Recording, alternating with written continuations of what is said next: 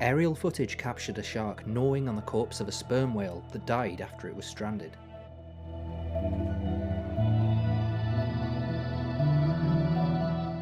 The footage was captured close to a beach in Perth, Australia.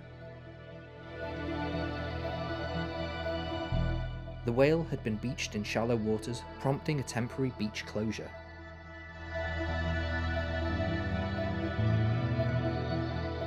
The whale had died of natural causes, local outlets reported.